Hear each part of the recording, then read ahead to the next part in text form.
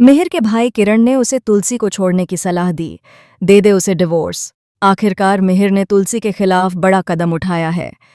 जी हाँ दोस्तों, क्योंकि सास भी कभी बहू थी कि आने वाले एपिसोड में एक बड़ा ट्विस्ट देखने को मिलेगा। सबसे पहले आपको बता दें कि अब तुलसी अपने बेटे ऋतिक से कहती नजर आती है कि अब वो मिहिर नहीं रहे जो बिना कुछ पूछे मुझ पर भरोसा करते थे। अब हर बात पर मुझसे सबूत मांगा जाता है।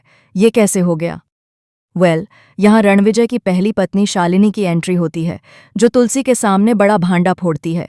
वो बताती है कि रणविजय एक घटिया और धोखेबाज आदमी है जो लड़कियों की जिंदगी बर्बाद कर देता है। तुलसी ये बात मिहिर को बताती है, लेकिन बाद में शालिनी पलट जाती है क्योंकि रणविजय उसे धमकी देता है।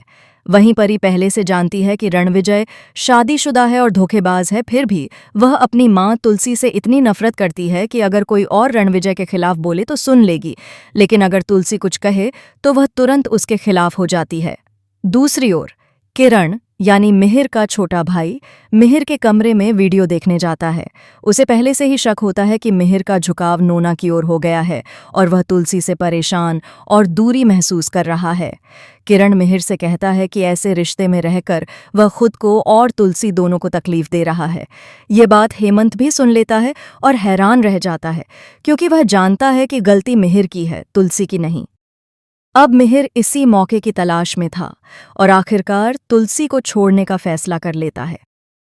आने वाले एपिसोड में यह भी देखने को मिलेगा कि नोना का बिजनेस पार्टनर उसे परेशान कर रहा है और नोना को बचाने के लिए मिहिर बड़ा कदम उठाने वाला है, क्योंकि उसके और तुलसी के रिश्ते में अब कुछ नहीं बचा। इसलिए वह नोना की मदद करने के लिए उससे शादी करने का फैसला करेगा।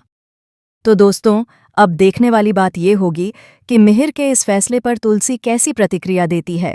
आप बताएं, क्या आप चाहते हैं कि तुलसी और मिहिर का डिवोर्स हो जाए ताकि मिहिर और नोना एक हो सकें?